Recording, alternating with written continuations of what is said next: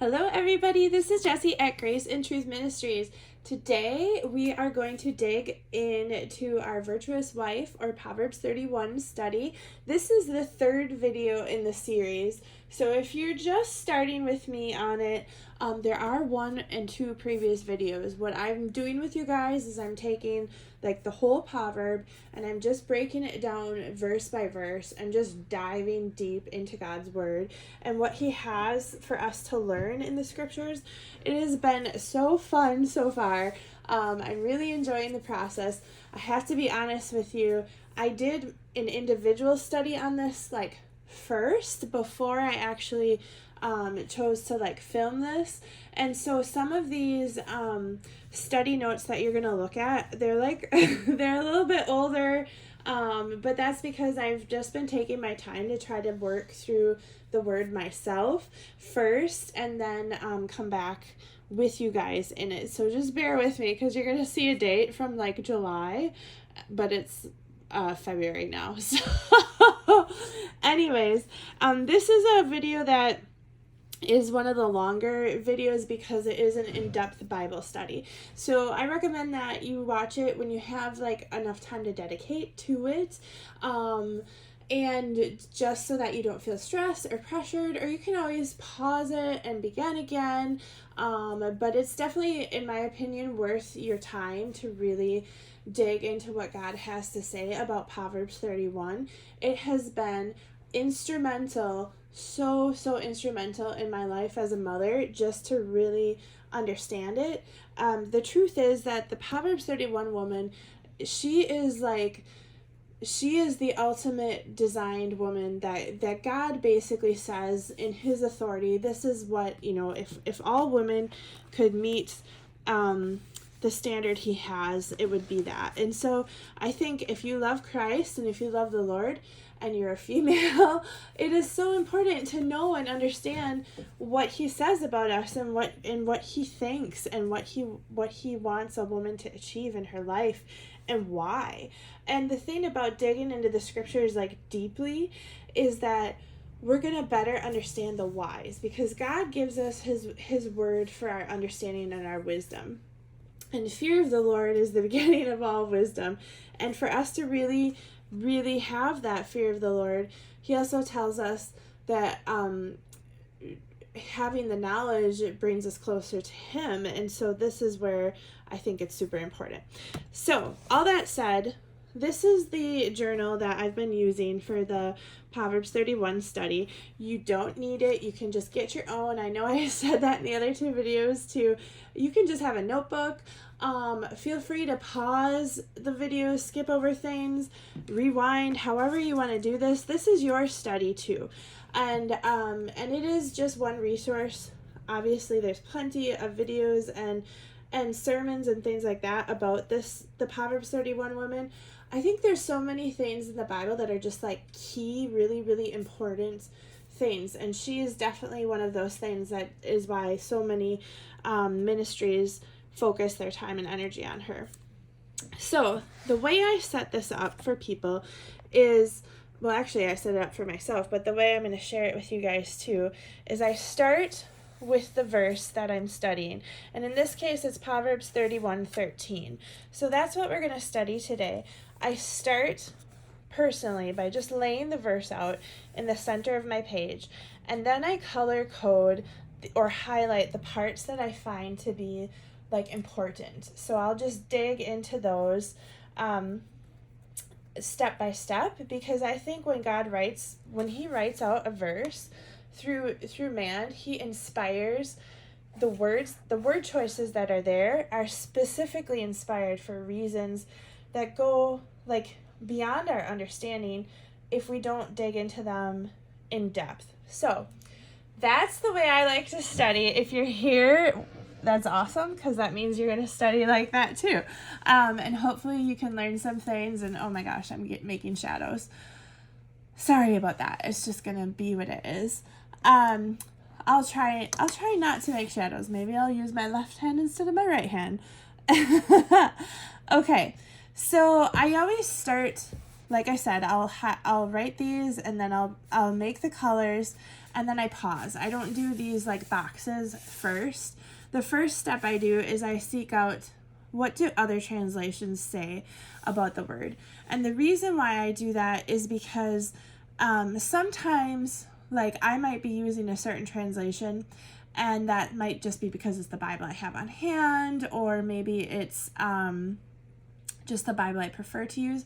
But sometimes you can really understand the depth of the word based on the other translations as well.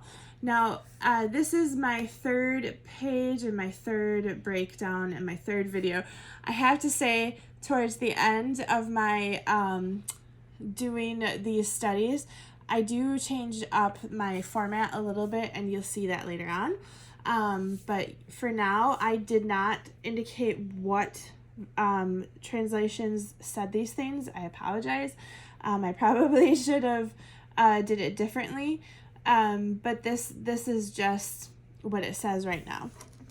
So for this part right here, she seeks wool and flax. A different translation says she selects wool and flax. And then this one where it says works with willing hands, this translation says eager hands. So I think it's important to know that in this case, seeks and selects are interchangeable, and then willing and eager are interchangeable as well. And I think that that's important to just give context to those words. So then I'm going to start out with seeks. Why does God say she seeks wool and flax? There's something to be said about the process of seeking, and it says a lot about this woman's character, because she doesn't just have it. It's not like it's in her wheelhouse in her backyard. She actually has to go seek it. And here I use the phrase like she hunts it or she sources it. She has to be diligent of her use of time to find this resource. She can't just expect to have it. So she seeks it out. She has to make certain that what she's looking for is what she needs. So she has to execute it accurately, right? In this case, it's that she's looking for wool and flax. So wherever she goes to find it, she has to hunt it down with a finesse, with a certain understanding. She has to carefully select it, and she has to examine it and make sure that it's going to be the resource that she wants for her family, right? So when she goes to look at that wool or that flax, she's going to make sure that it's like the most optimal source of materials for her family and for her purpose and for her needs. And that I think is important, because sometimes I think when we look at our lives and what it is that we do for our lives, sometimes we just do things because it's easy or it's because we have on hand. And yes, it's important to be resourceful and use the things that God gives us. But also, it's important that we use our intellect to find quality products that are going to benefit our husband and our family. Just as a reminder, the Proverbs 31 woman is a helpmate. Her whole goal and her whole purpose is to edify her husband's life, to make it better, to rise it up towards God, and just to teach her children about God's character through her own regimented the way she does her life. So to be selective and hunting and sourceful and seeking, that's a part of her character that she has to think about and doing every day. She has to go the extra distance to secure those. So she has to be perseverant. So not only does just this one word tell us something about our character, but it also tells us about what God wants for us in our lives. So as you can see, like I like pointing that out, because there's a reason why it's so important to do like a word by word study sometimes. I mean, it helps us to really have reverence for the Lord. Okay, so the next section that I'm going to dig into is the next sentence, which is the wool and flax. So what is she seeking? She's seeking wool and flax. And when we find out what you can do with wool and flax, you're going to understand a little bit, about this as well. And I want to remind us of what her verses are just before that.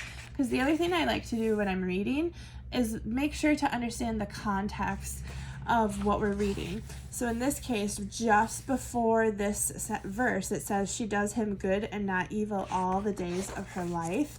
And just after this verse, it's going to say, she is like the merchant ships. She brings food from afar. So this verse transitionally discusses that she does go out. She brings food from afar. And so we know that her hunting and sourcing and executing isn't just in wool and flax, but she does it in the other areas of her life too. So this is just a generalized characteristic of who she is as a person. She desires to have quality materials because she cares for her family and she cares for her home, and she wants to make sure that the money that she's using is going to be valuable. And I think that's important to especially in this consumeristic society that we live in. Like, I mean, I'm not going to throw anybody under the bus here because I've been guilty of it too, but going to places like Temu and I don't know what other comparative ones there are, and buying and purchasing those kind of items, those are disposable items. Those are not heirloom quality items.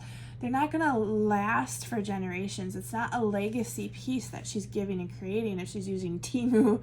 So when she has to go and get the wool and flax, she has to think about it. Okay, so now let's dig into the wool and flax specifically. And this is where you guys are just going to see my science brain come out. I'm sorry, I can't hide it. It's who I am. It's what I do. I love plants. I seriously love plants. Herbalism and the study of plants is actually kind of how I got back to Christ. It's part of my testimony, which is really weird for most people, and I don't have to dive into it with you guys. But just know that you're going to get a little bit of my hippy dippy side when in this specific study. Okay, so I'm going to take a drink. Sorry. Thank you. That probably sounded really loud on camera. I apologize. Okay, so let's start with the materials themselves. She's using raw materials. So that means that she's literally, if she didn't shear the sheep herself, we don't know. Proverbs doesn't say she has sheep. She might have just got the wool from, a farm. She might have went to a specific farm. If I know things about this woman, she probably wants to have a resource that she is dependable, that she trusts, that is good quality. So maybe there's a farmer specifically that she knows personally or she's developed a relationship with that she's getting those materials from. And same with the flax. Maybe she's growing it or sourcing it or knows of a local field or that kind of thing. Or maybe she's going to the merchants, which is the next verse, which is verse 14. 31:14. So the point being is that we know that she's working with raw materials. Why is that important? Well, I think it's important to note that raw materials are multi-purposeful. And if we know anything about the Proverbs 31 woman, it's that she tries to expend her resources and expand them in a way that it is going to serve her family in abundance.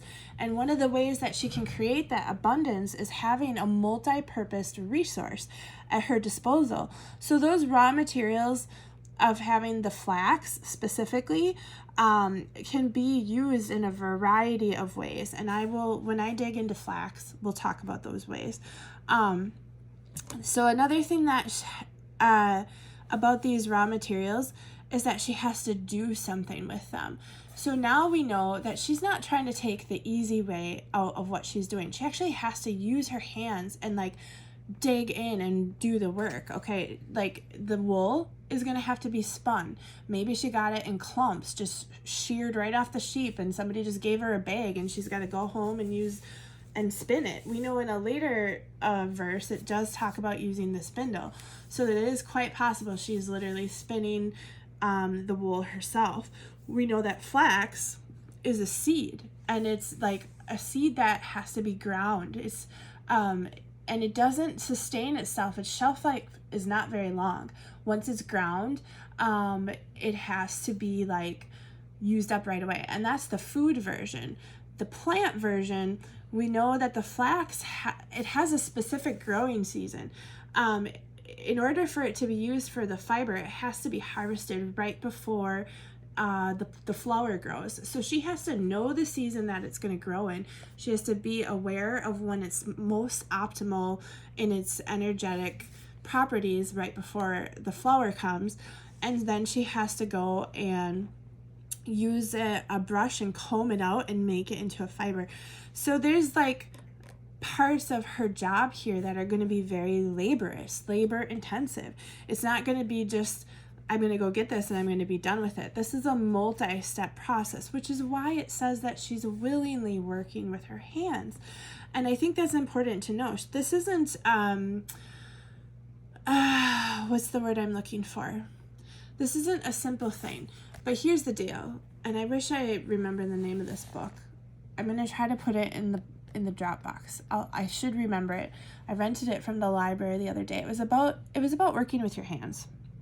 And basically, the way God kind of designed us to be as humans is we have an innate desire to work with our hands and make things. But not only that, but it actually provides us endorphins and oxytocin and all of the things in our brain that produce happiness and joy and fulfillment. We receive that when we work with our hands. So women, like as women, this is a key piece of what we're called to do. This is a key piece of what we're called to teach our children.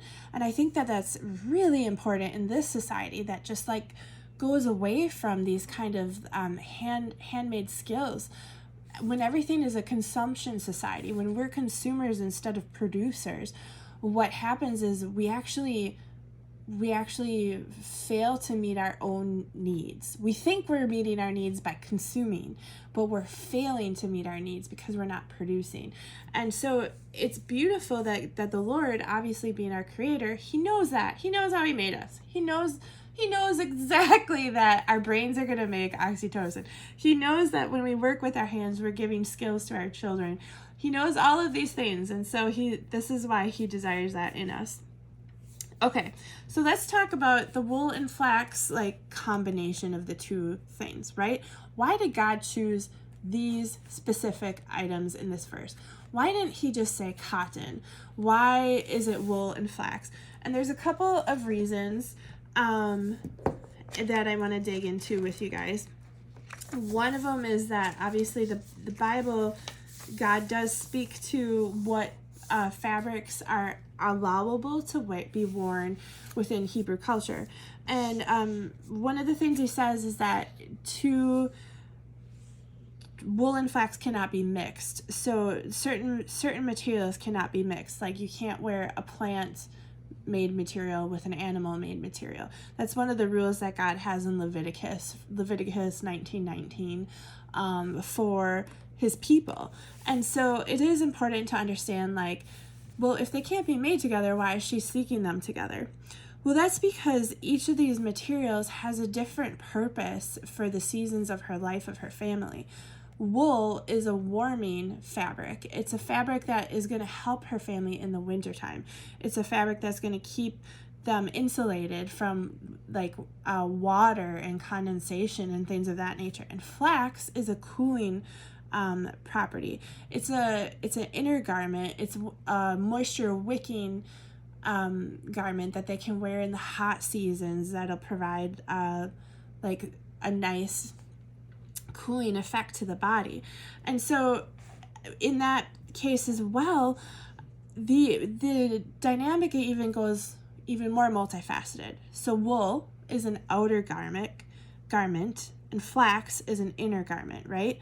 So these two words combined show the importance of having our outer and our inward act of servitude. You know, we're acting in outer outer servitude towards the Lord by using our hands, by doing things, but our inner servitude is in our heart and our mind and our spirit. So there's a symbolic aspect to what we're seeing as well. Another symbolism that we're seeing between these is the level of purity that these specific materials represent. So wool, coming from a sheep, obviously brings to mind Jesus Christ, right? He was the sheep, he was the shepherd, the good shepherd, he was the sacrifice. So the purity there of him is represented through the wool. Linen or flax, which is the linen is the fabric that flax makes. Linen was the material that was worn in heaven. So anytime you saw an angel, or when you saw the church in Revelation, they were wearing linen. So here you have a combination of Christ with his church, with his holy body. And I think it's just like, it's amazing. I mean, the symbolism is really profound. But now here's some really crazy stuff that gets even more like not woo-woo-y, because it's scientific, okay? I say woo-woo-y because that's just my preconceived previous life. Like I haven't really shared my testimony. I've shared bits and pieces of it, but I used to be into New Age stuff for a season of my life. And I spent a lot of time, exploring that. But if you guys understand like the science behind our existence, a lot of people do, way more than I do. But we are energetic beings. God created us through his voice, which is a frequency, right? You speak out loud and vibration enters the room, okay? And it keeps going. It's like an infinite, the vibration interacts with the particles around it. That's the basis of quantum physics. So humans have a megahertz, which is like our frequency pattern that we have at our base point of our reality. And that's 100 megahertz, okay? So that's like the frequency of a human. There's different frequencies that are all in our universe. Everything vibrates at a certain frequency. When we're sick, our frequency drops. It drops below 100 megahertz. Sometimes it can get really low. And when we wear fabrics, the fabrics we wear actually change and interact with our frequencies.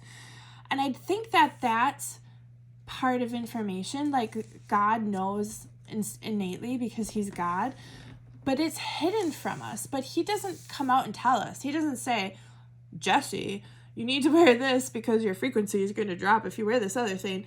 Like, he had the Bible and the size of the Bible and the context of the Bible because it was something that we could just digest. If he made the Bible like infinitely long as his brain, nobody would read it. So he had to condense it without leaving out information, but still giving it to us, right? So when we wear fabrics that are below our frequency, we actually harm our body because our bodies want to stay within its like cohesive frequencies or even above our 100 megahertz. But what happens is, say, for instance, if you wear like like a polyester or something, it reduces your frequency. Cotton brings our frequencies to 110.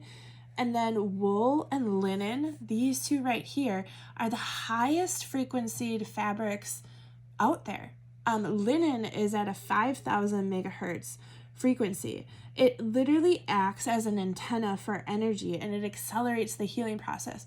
So linen was something that for the longest time in hospitals, every hospital fabric on a bed or what they used to like wrap like an injury with was linen because it actually accelerated the healing process.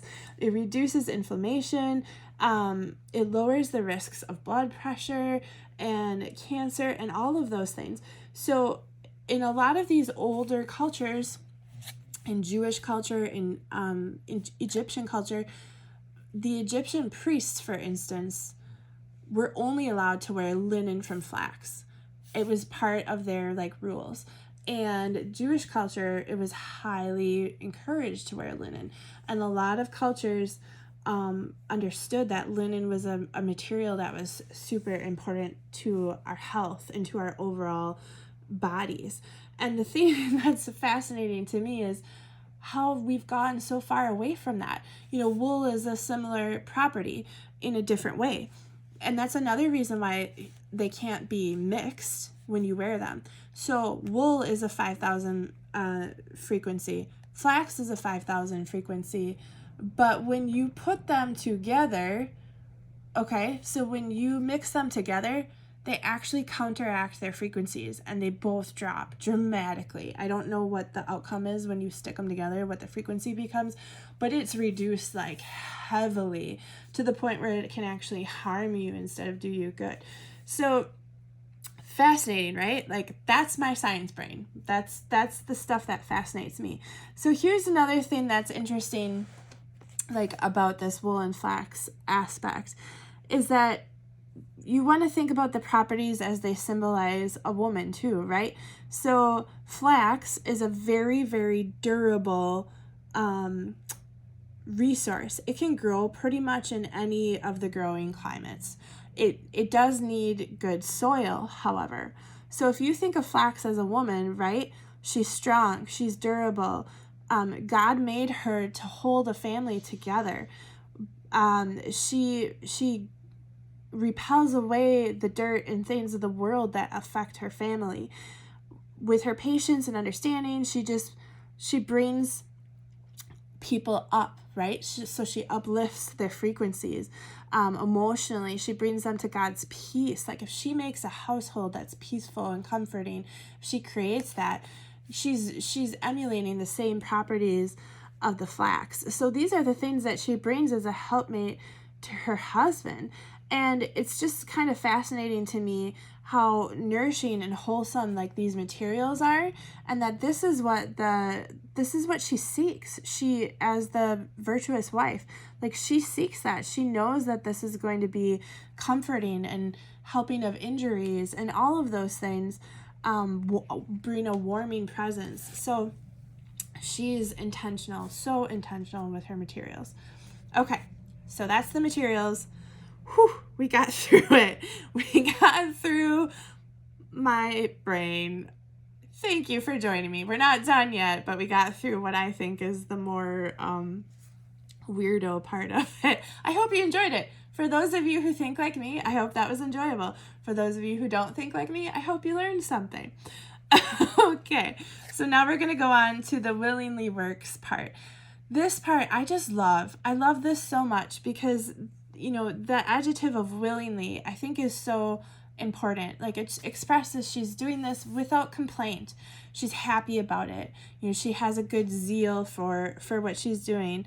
The Hebrew of the word willing is, and I can't speak Hebrew, so I can't even pronounce it. So I'm going to botch it, okay? But it's shafetz, and it means pleasure or delight or purpose.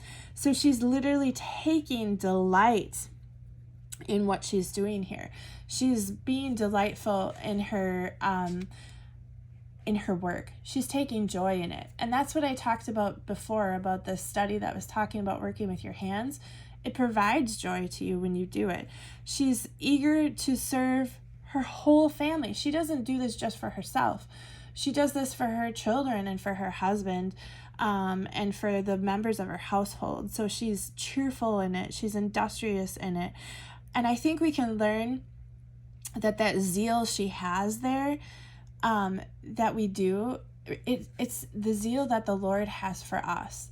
He loves us so passionately. He created this whole world willingly with his hands. Like, what touches my spirit so deeply about this is that this is what the Lord does. Like, that's what he does all the time. He created this whole place with his hands, with his voice, with his mind, with his spirit. And he loves us so deeply, and he serves us so eagerly. And I think that that's just a beautiful representation of that. And it's one of the highest accolades of a woman, is to be willing to be noble in this way, to be willing to work with your hands that is truly one of the greatest gifts you can give to show your family you love them, and to show God that you love him, because you're acting as God does here. You're doing what he's doing. You're showing reverence for how he designed us. And it's interesting, because another thing that I want to discuss about that working with your hands is, biblically, you won't see God revere a pampered wife. He's not going to talk about being pampered and not doing anything and saying that that's a good thing.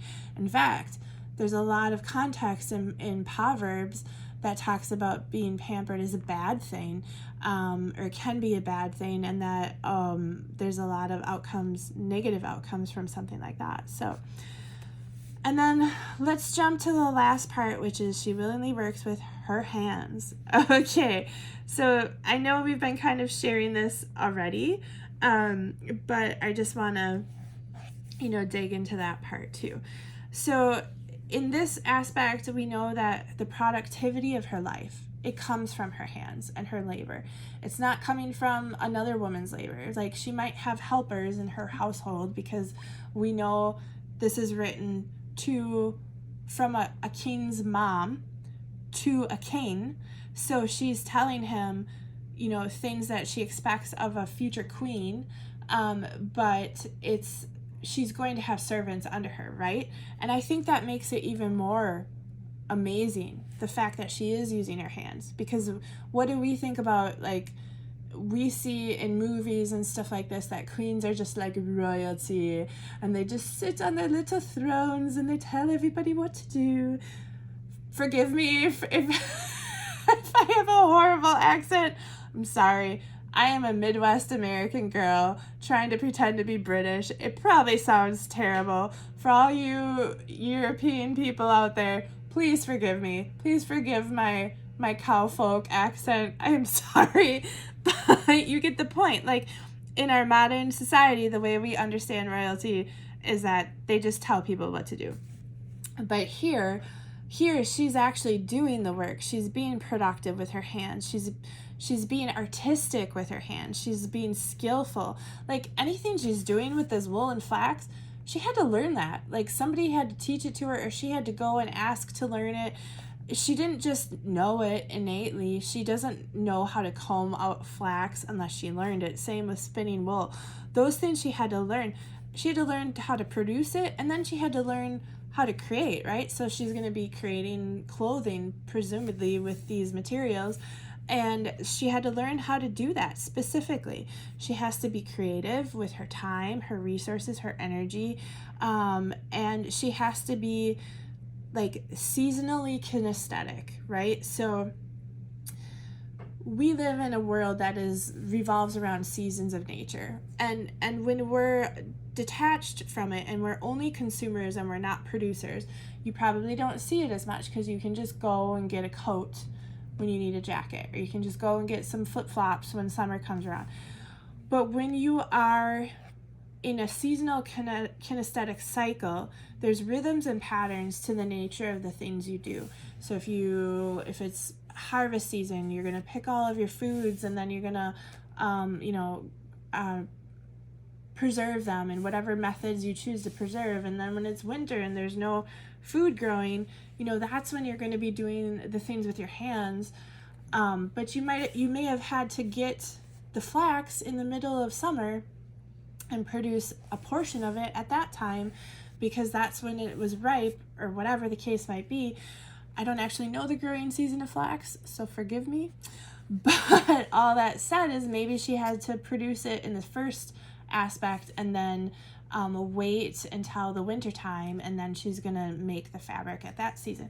Who knows? The point being is that she has to have this, like, cycle of work that she is enveloped into her lifestyle. And I think that as mothers, we are very aware of those cycles, right? In the modern day, it's like the school year, the summer, the winter season, all that stuff. And so we have to adjust what it is that we do accordingly.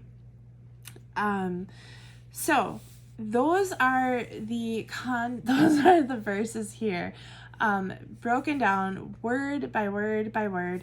there's so much more to be said about it. I do have some scriptures here that, kind of dig into it as well. And I think it's important that, when you're looking at this and you're like at home and you're doing this study, that you see some of this. Sorry, I'm just going to cover that up. We'll read it in a minute. But you take these scriptures and you dig into them as well. If I did it with you, it would take me like a little bit longer because I don't want this video to be like forever long. But just know that when you are doing deep dives in scripture, you really should do like a follow-up with where the verses are in the other parts of the Bible. And I chose to color code the ones that specifically relate to the phrases that I was studying. Now, there are other verses here that I include. Oh my gosh, I almost made this video go like kapooey. Sorry about that. But I like doing these extra studies, so I encourage you to do that too. But the other thing I just want to say is, like, how do we apply this to our lives, right? So we know that she's doing this every day. She's being resourceful. She's doing all this stuff every day. So a question we can ask ourselves is, what areas of our life can we focus on that maybe we need to just think a little bit deeper about what we can do to be resourceful and what we can do to persevere? Are there things that we're like buying and consuming that we could start producing, right? So like, I know a lot of homemaking women will make their own laundry soaps, or you make your own hand soaps, or you might produce your foods instead of buying. So maybe you start making your own breads, or things of that nature. What can you do? What can you do differently? Can you learn to can foods? Can you preserve? Can you grow a garden if you've never done that? So there's all sorts of ways that you can apply this to your life. It doesn't have to be wool and flax. It doesn't have to be clothing that you start with. But is there somewhere that you can start becoming producers instead of consumers? And the other application that I think about this is, make sure all the tasks you do are willingly for the Lord. So that was a huge monumental change in my mindset when I started studying Proverbs 31. As a reminder, her fear of the Lord is what spurs all of this on in her heart and in her spirit. Without her fear of the Lord and the desire to have His wisdom and His love and His understanding and her relationship with Him, she wouldn't have the energy to do these things. It's not in herself, it's in the Lord that He gives purpose to these things. So just pray for that. Pray for His willingness in your life. Pray that He takes you through it. Pray that He develops the skills. Here's another thing. If you have young ladies in your family, or if you have sons in your family, these are skills that we should be working with them side by side, that they should be learning, that they should be developing. If it's new to you, if you don't know how to do it, just have your daughter learn it with you. It'll be fun. It'll be a way to just try a new hobby together. But it's important and critical for families to grow and learn and develop tasks that are productive. So another thing that a thing you can do that's related to this woman's skill set is to be mindful of what materials you have in your home. What do you store in your home? What is their purpose? Are you using things that are multifaceted? So are you gaining resources that you can use for a myriad of skills? Or are you just like hanging on to things that only serves one purpose? And if you are, is it a good skill to have, or is it something that's going to harm your life and harm your family? So just be more aware of what comes through your threshold, right? Like, what comes through your door? What do you bring in your house? Do you even want it in your house at all? Is this like going to serve you, or is it going to harm you? Is it going to add to clutter and the stress of your mind? Because if it is, don't even bring it home. Don't even bring it through the door. So just developing those critical skills is another application about the materials that we use. And, just always try to think about what other people can use, right? So think about what you can make in your family to serve your family, but you can extend that beyond your family. And the Proverbs 31 woman does extend it later on in different verses. She helps the poor. She helps the needy. So maybe there's something that you're already making in your family, and you know what? Maybe I can just make 2 more and give some to my neighbors, or donate some to a shelter, or things like that. So always try to think in those contexts. The smallest of tasks we do, God sees. He sees them. He knows what we do with our hands. He knows this. He sees everything we do. Nothing goes without his witness. And I think it's so important to realize that if you're not getting the credit for your work, for your creativity, for your skills, the Proverbs 31 does say that a husband should praise a wife. But if things go unnoticed, they go unnoticed, but not by God. And there's only 2 people that we should be seeking favor from, and that's our husbands and the Lord. And so just remember that if your husband forgets to see it, and if you feel like you're not being appreciated, there's a process to be used to speak to each other on that. But the point being is that the Lord sees it, and your work is for the Lord. You're doing it for your husband and you're doing it for your family, but you're doing it for the Lord first. So the last thing and the last application piece that I want to give you guys on this is that it requires discipline. This is not an overnight change. When you start digging into saying, I want to live like a Proverbs 31 woman, that came to me, I want to say, the 3rd year of my faith. Okay, so the first year I was just like, oh, I love Jesus. Have you heard of Jesus? He's awesome, right? And then I was like, oh my gosh, I love the Bible. This is amazing. Look at all these things. And I still love the Bible. I do. It's one of the things that I'm blessed that God gave me a passion for. But this year specifically, I've been just loving, just pouring into the idea of maturing myself as a Proverbs 31 woman, and what does that look like in my life. And I've been so excited, but it takes discipline. And that is spoken from a woman with ADHD, who has a daughter with ADHD, who just the struggle is real, man. I don't even know what to say, but the struggle to be a Proverbs 31 woman is real. And I'm in a season where my kids are a little bit older, and I don't even have that as an excuse as to why the struggle is real. It's just real. It's just how it is.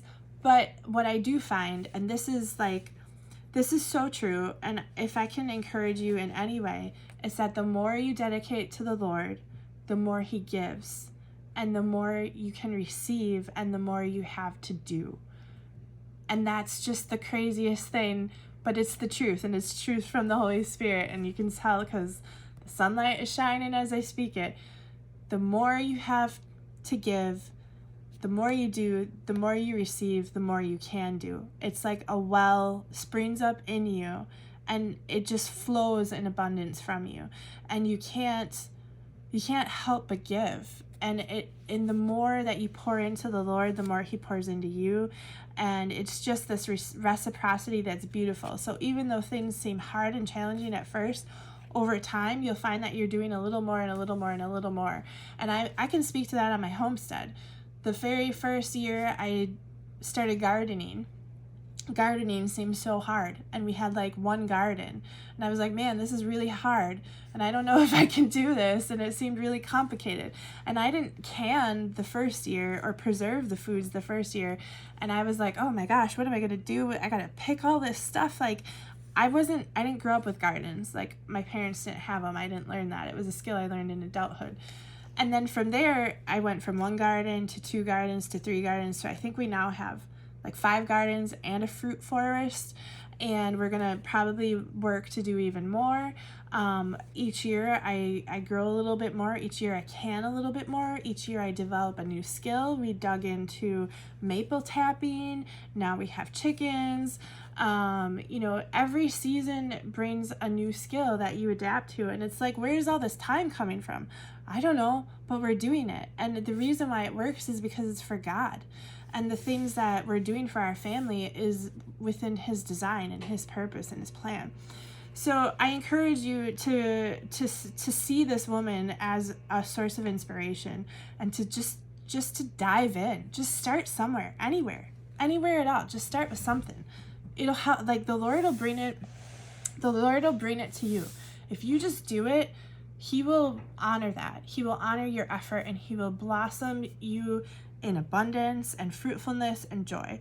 So on that note, thank you so much for studying with me today. I'm going to pray with you guys, and I just hope that this touched you. I hope you come back for the next verse, which is the 31:14. I can't wait to record that one and dig in with you. You guys, I'm pretty much done studying it independently now, and so I'm more than excited to start bringing these videos forward a little bit faster. For those of you that watched my first 2 videos and then you had to like wait, oh my goodness, thank you for sticking with me. Okay, so Heavenly Father, thank you for gifting our minds to seek with our hands and to work and create, Lord. I pray that we as women grow as wives and mothers. I pray that we would develop our skills and our resourcefulness and our vigilance to provide for our families and our husbands as the helpmates that you designed us to be, Lord. I pray that you inspire passion into the women that are watching this video today, that you would guide them, that you would nurture them as they step out in faith and find ways to apply this scripture to their lives, Lord. I just pray that you bless their works, that as they embark on this journey, that they fight against any desires to give up, that they fight against evil that would separate them from your design in their lives, Lord. And I'm just so thankful for this grace and truth ministry that you have given us and this community that you are creating, Lord. Thank you for this time together. And I just lift this up in your name, Jesus. Amen. Thank you guys so much for sticking with me. Whew, we made it. All right. Next up is 31:14. You guys have a wonderful day. I love you. Bye-bye.